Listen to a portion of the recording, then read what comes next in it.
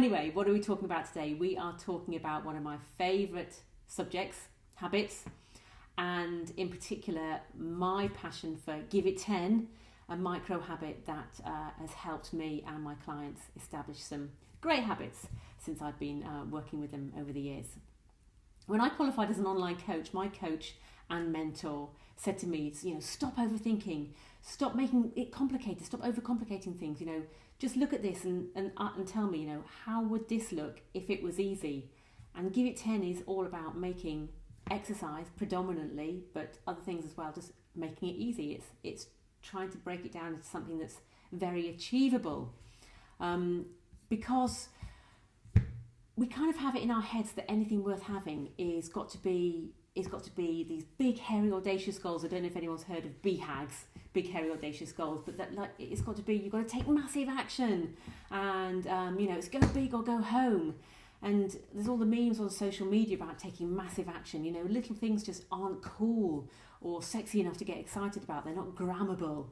Don't get me wrong. I'm a big fan of goals. I'm a big fan of big, hairy, audacious goals. And I've got several of my own. But sometimes big, hairy goals, if not planned right and broken down, can cause massive inaction. Massive goals can lead to massive inaction, and it's not called procrastination. I don't know if you've heard of the phrase procrastination. It's not called procrastination for nothing. Success really comes from breaking down those big goals into small, tiny, achievable goals that are easy to do. Remember, anything easy to do is also easy not to do, but consistently, little things done over time add up. Good things and bad things, but they all start to add up. Standing at the bottom of a mountain, staring up is pretty scary. But just starting at the foothills, going for a 10-minute walk, it's pretty easy. Anyway, first things first, I want you to stand up. Sorry about the sun kind of shining in here. It's a bit bright. It's the wrong time of day for the sun coming through this window. Anyhow, right, first things first, what we're going to do is 10 squats. So I'm just going to ask you to stand up nice and tall, drill those feet into the ground. We're not going to go through a big squat demonstration here today, but crease at the hips, push your bum back, and we're just going to do 10 simple squats. Now I know you're watching this as a recording, but I hope you're all still doing this. Push back and squeeze up through the glutes as you come back up again. Now obviously I've been talking, so I've no idea how many squats we've done. Call that 7, 8, 9, 10. And then, like me, I'm sure many of you probably sit in front of a computer screen all day long, so all we're going to do is take our arms back for 10, and that's 10 on each side.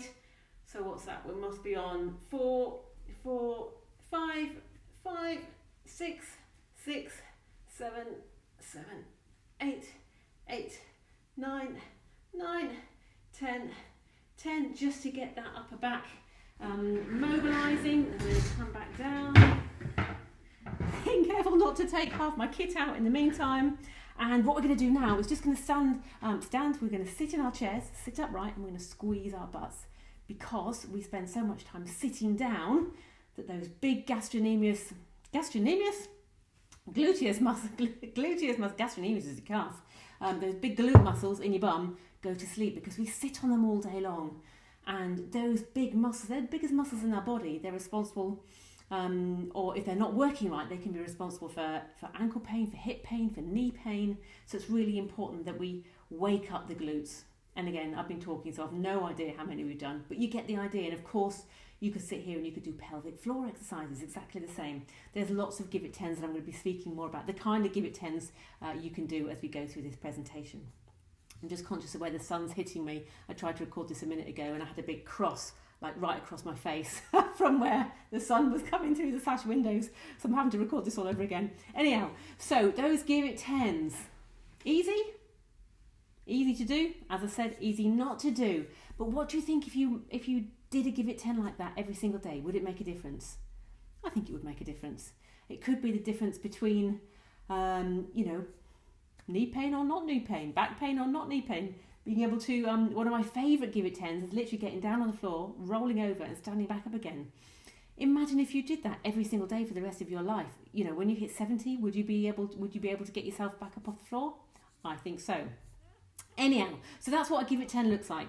10 repetitions, 10 seconds, or preferably 10 minutes. If you can fit 10 minutes into your day, then all the better. And we'll talk a little bit more about that too. But just think, give it 10. What can I do? What can I fit into my day? Where can I find 10 seconds? When can I do 10 repetitions? And when will I do my 10 minutes? I mean, really, 10 minutes, we all have time for 10 minutes in our day. It's just that most of us don't prioritise it. And that's a conversation for another day. Anyway, little things done consistently are literally life-changing. I've got a little story for you. Losing my voice already. That's probably because I've tried to record this a few times. I'm a bit of a perfectionist, so I've recorded this a few times already, but we're going for it now. Anyhow. Right, so when I tore my right Achilles, I figured I'd be running again in no time. A little bit of rehab and I'd be fine.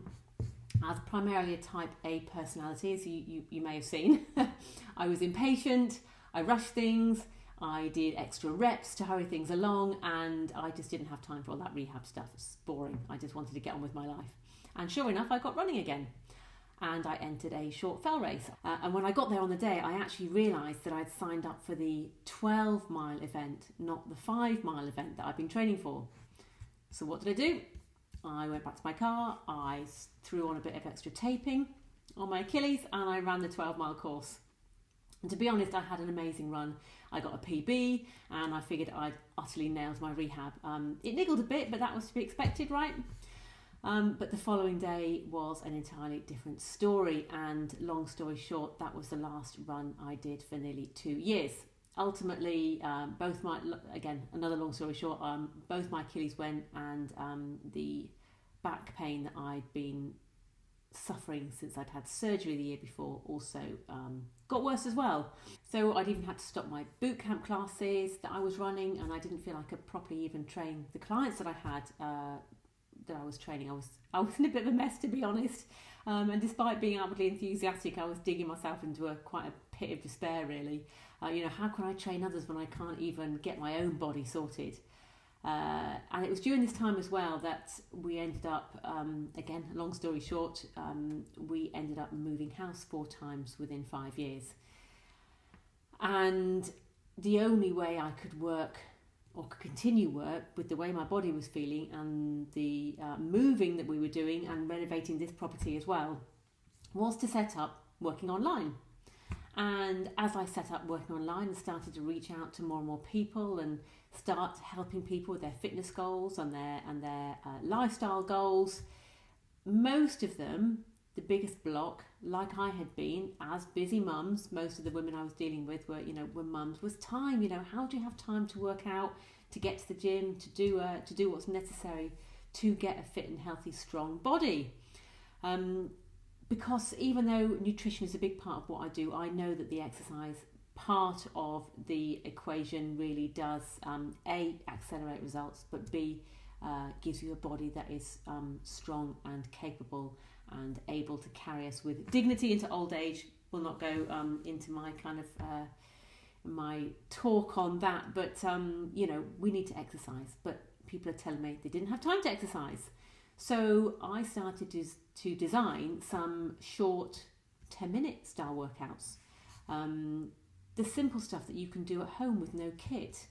The kind of stuff, HIIT sessions, stability, mobility, some strength sessions, short things that take no time, 10 minutes, that you can fit into a busy day, that you can do in your bedroom, that you can do in the spare room, that you can really just achievable things for people.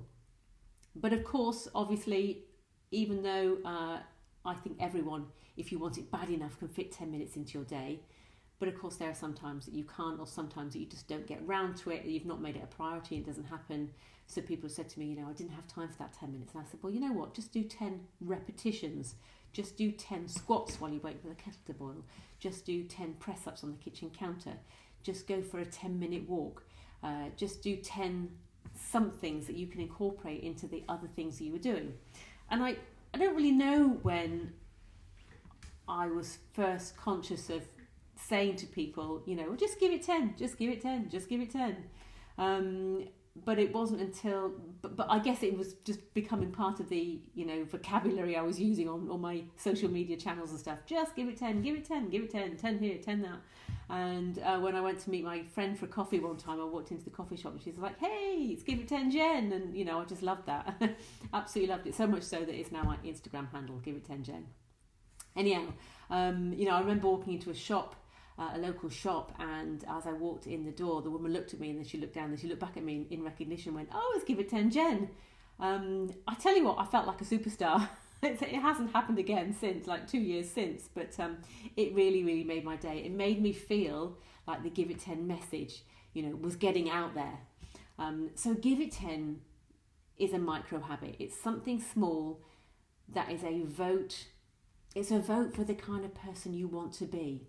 It's a small action that says, hey, I'm the sort of person who works out. It might only be something little, but I'm the sort of person that works out. And when your brain starts to adjust to that kind of thought pattern and identifies you as a person who takes care of their body, it starts to recognise other opportunities to be fitter and to be healthier.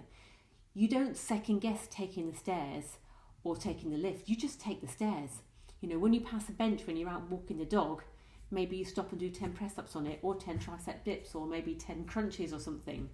When you're cleaning your teeth, you balance on one leg, or you do, close your eyes for 10 seconds. When you're waiting for the kettle to boil, maybe you do 10 press-ups on the kitchen counter. Give it 10. I really want Give It 10 to become a way of life for you as much as it's been for, the other people that I've coached over the years. But creating a habit, of course, takes time. This stuff doesn't happen overnight. In fact, research has shown that it takes, people used to think it was 21 days, but actually it's a minimum of 66 days for a habit to become like automatic. 66 minimum and about 254. I don't know how they get to such defined dates, but between 66 days and 254 days is what the science community have deemed is the amount of time, depending on the individual and depending on the habit, that it takes to establish a habit for most people. And by it becoming a habit, it means that the brain has created those neural connections, those neural pathways to make it automatic. Because what the brain does, the brain uses a huge amount of energy, so it's always looking for shortcuts. When we start to do things regularly, it kind of shortcuts our thinking behind it and just allows the body to do it straight away, using as little energy as possible. Just creating those shortcuts. I mean, when you're in the car sometimes, if you're driving and you suddenly think, oh man, the last 10, 15 minutes, I don't really realise that I've even been driving. Or I don't know about you, but sometimes I'm in the shower and I've had a wash and I stand there and think, did I actually wash? Because it becomes such a habit. You wash in the same order every single day. And it wasn't until I kind of felt some shower gel on my body. It's like, oh no, I have already washed. Anyway, that's what the brain does when you've created that habit and it's become automatic. It's created those neural pathways and you do these things automatically. But I don't want you to think about how long or little it takes to create that habit. What I want you to do is just to get started, and I've got some top tips to help you get started later on. But just think about starting it. Don't think about how long it's going to take you. Just make it part of your life. So what I want to talk a little bit about now to you is like how we actually form a habit. How does a habit actually become ingrained in our brain, in our life? And for that, we're just going to go to the whiteboard. I would stand up normally, but it's easier to sit down and reach it from here. But yes, so habit kind of formed of three parts, if you like. We have the cue for the habit, something that drives us to do the habit. Then we've got the response, which is kind of the action we take itself. And then we've got the reward,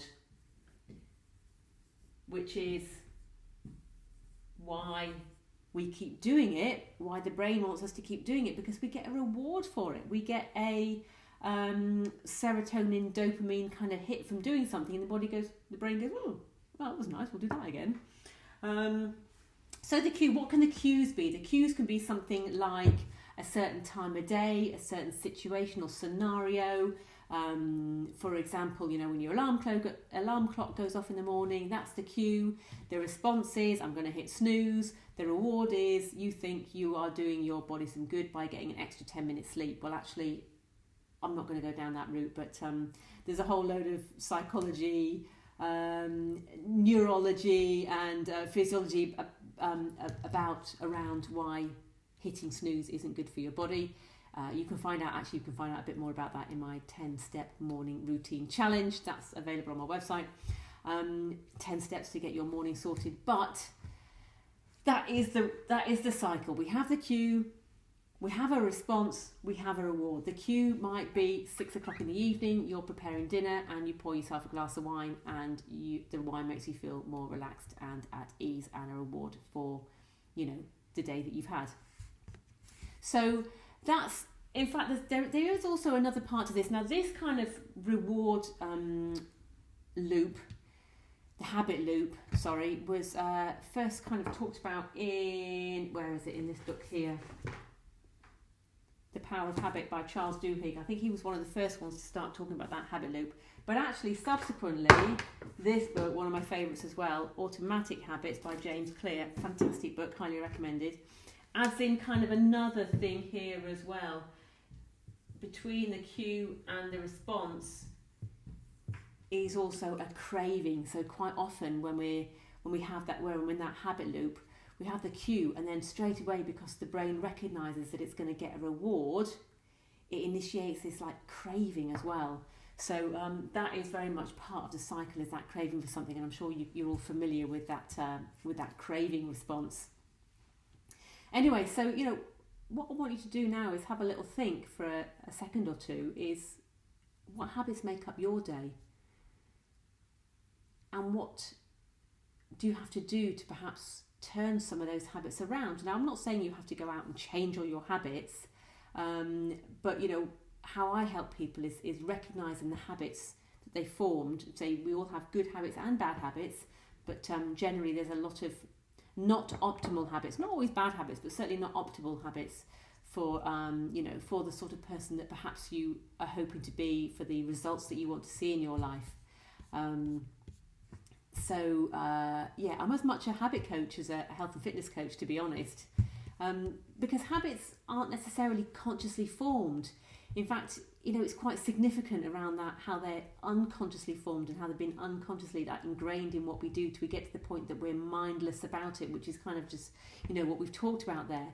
And it's important to recognise that your whole day is almost predestined around those mindless habits. It might not seem that the way you even go to bed, get up in the morning, walk around, have your meals, make calls, work, there's so many habits around that stuff that you probably don't even realise are even happening. But until you can interrupt those habit loops, you're just not going to see any change in your life. So you've got to identify them first before you can make the changes. You might have heard of the phrase, if you always do what you've always done, you'll always get what you've always got. If nothing changes, nothing changes. All the memes that you see on social media, all that kind of stuff. As I say, you might not want to change anything, and I'm not saying you have to change anything. But the fact is, most of us could do with upgrading or overhauling some of our habits, or introducing new ones. Because to be honest, I don't know many people who either have the body or the income or the lifestyle they desire. And even if things are good, it's human nature, it's in our very nature to want to make things better. That's just the way we're designed as human beings. So if you realise that you need to introduce either a new habit or upgrade an existing habit, you've got to start simple, and this is where Give It 10 comes in. It's actually the concept, the same similar concept that was introduced by Sir David Brailsford when he was brought on board to help a floundering British cycling team. I don't know if you've come across him before, but basically he was brought on board because the team weren't really doing very well, and when he came on board he said, we'll win a Tour de France within 5 years. Well, actually it was within 3 years they won their first Tour de France, and numerous cycling competitions after that and since that, and of course numerous gold medals as well, because what he did was start talking about marginal gains. and the aggregation of marginal gains. Now, that's something I'd never heard of when I came up with Give It 10. It's something I found out since, but it's along the same sort of lines. Marginal gains are tons of little things that, when added all up, make a big difference. All those little things make a big difference. For them, it was logical stuff like better tyres, lighter frames, more aerodynamic helmets. But it was other things as well, like he realised that if they slept on a better mattress, had better pillows, had nicer bedding, and it wasn't just a case of nicer, they scientifically tested everything to each individual, like they had individual pillows and mattresses and beddings that suited that individual person. They realised that the indoor fabric was better than the outdoor fabric that got them like an extra millisecond or something off the time, so they re-engineered their outdoor fabric on their clothes. Even so much as they got a hand washing coach, and this was pre-COVID, to teach them how to wash their hands properly so they didn't pass infections around the camp. I mean, literally marginal gains, but they all added up to make a big difference over time. So marginal gains, Give It 10, is all about being a little bit better than you were yesterday. Not comparing yourself to anyone else, just comparing yourself to you and how you were yesterday. And what tiny thing could you be just 1% better at tomorrow than where you were today? Imagine changing 100 things by 1% rather than like trying to change one massive thing. Lots of little things. But before we look at this, what we really could do with asking ourselves is, what is it that you actually want? What do you actually want to change? What do you want in your life? How do you think it could be better? And when you say, I just want to be more healthy, that's not going to cut it. When you want to say, I want to lose weight, that's really not good enough. I want to be able to do 10 press-ups. Why? And that's one of the biggest things we start with on my Frazzled to Fabulous program is, why do you want this stuff? So many programs out there talk about, you've got to do this and you've got to do that and you've got to do the other. But they don't get to the real reason of why people want this change in their life. Because whilst Give It 10 is a micro habit designed to give you the least resistance around stuff, it still won't get done unless you really know why you're doing something. So you've got to drill down on that. You've got to have a big enough reason to make those micro changes. Willpower is not enough to change hard, wide habits. Willpower is like a muscle, like anything else. It gets worn out.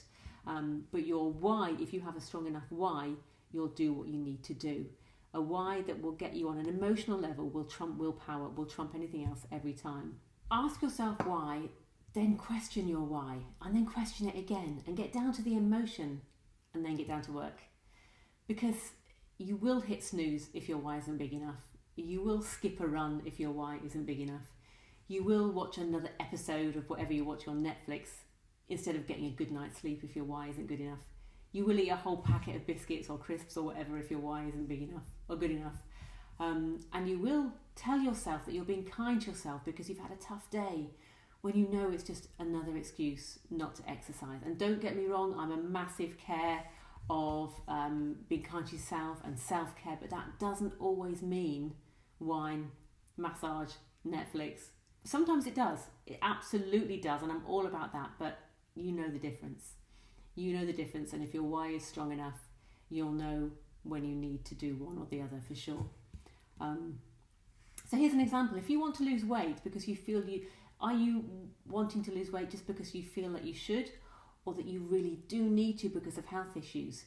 If you want to get fitter, is it because you signed up for a 5k and you just kind of do that and then go back to how you were? Or do you actually realise that you can't walk up a flight of stairs without getting out of breath, and that your knees and your hips and your back are hurting? And you can see yourself in the future with mobility issues. If you want to be healthy, why? Is there a history of disease in the family? Are you struggling to sleep? Are you suffering from anxiety, from illness, depression? Keep asking yourself why. Get to the bottom of it and own it. Own it. Make it yours, because it's nobody else's. This is your why. You've got to own it, and you've got to really feel it at a deep emotional level.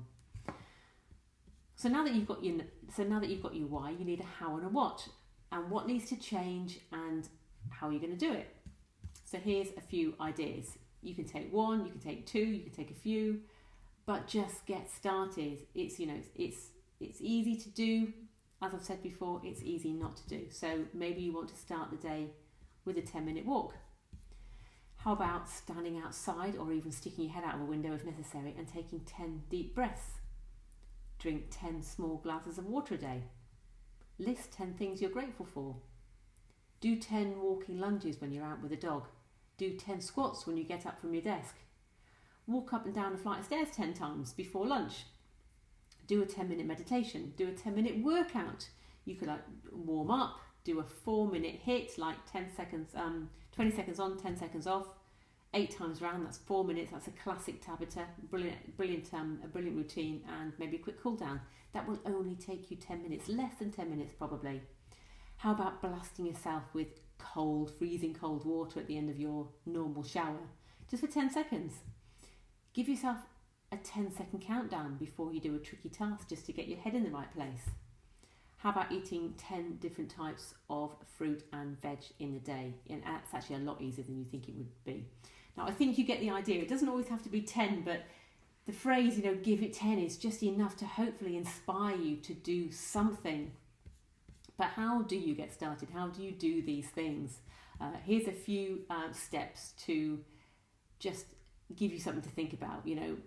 How about just choosing one thing at a time? I've listed a whole load of things you could do there, but don't try them all in one day or in the first week. Just pick one, get that nailed, however long it takes, and then choose another one. Maybe choose 1 or 2, but just keep it simple and make it easy. Keep it simple, stupid. I love that acronym KISS. Keep it simple, stupid, and you'll get it done. And that's exactly what I hope Give It 10 inspires people to do. How about setting an alarm to remind yourself to do something? And I do this all the time. So at lunchtime, my alarm goes off and it reminds me to do a particular stretch that I do that helps my back. I know now that I will do 10 press-ups on the kitchen counter when I'm waiting for the kettle to boil. That's just something I do. I know I'll walk up and down the flight of stairs 10 times before lunch, or go for a 10-minute walk. I do a 10-minute meditation every day now, because that's just part of my morning routine. I've done it so often. I'm beyond that 254-day mark. I've made that part of the way I live my life. How about giving yourself a reward? We know that the brain loves a reward. When you do something, you get that little hit of dopamine, even as much as doing yourself a tick chart. And there's one of those in my morning routine challenge, but tick off when you've done something, and that little hit of dopamine is enough to keep you going again and again. These simple things like that make all the difference. It's another reason why we wear these Fitbits, because we get that little dopamine hit when we hit our 10,000 steps a day, and there's another Give It 10. So give yourself a reward, even if it is just a tick chart. How about looking at your environment? What can you do in your environment that will set you up for success? Where would the Give It 10 naturally fit into your life? I've given you some examples. Have a think about how they would fit into your daily routine. Funnily enough, that is I couldn't have timed that better if I tried. That's an alarm reminding me of something that I do every day, which hopefully I won't forget to do now that I've just paused it. Anyhow, design your environment for success, okay? Create a bit of friction around bad habits. So how can you stop bad habits? By creating a little bit of, even just a tiny little bit of friction. It could be that you move your alarm clock to a place where you have to get out of bed to turn it off. It could be that you move some stuff in your cupboard that you tend to overeat to the bottom of your cupboard or to the back of the cupboard, or even better, don't even buy it in the first place, but put it at the back of the fridge instead of the front of the fridge, so every time you open it you see maybe chopped vegetables instead of the nice cold chocolate. Chop up an apple or carrots or something that you like to munch on and put it at the front of the fridge, so when you open the fridge it's there for you. So creating friction to stop bad habits and reducing friction to support good habits. Carrying a bottle of water with you, carrying some fresh veg with you, carrying a piece of fruit with you, having trainers in the car or by the back door, or putting your workout kit next to your bed, so when you get out of bed in the morning you do a 10-minute workout before you then go and have your shower. Or even like me, I have a shower first to warm up my muscles and then do some stability work. And don't rely on willpower, because willpower is a muscle and it will run out by lunchtime, by mid-morning. Have that strong why. So, oh my goodness, need some more water. It's not often that I talk for half an hour on the trot, well in fact actually most of the afternoon trying to put this presentation together.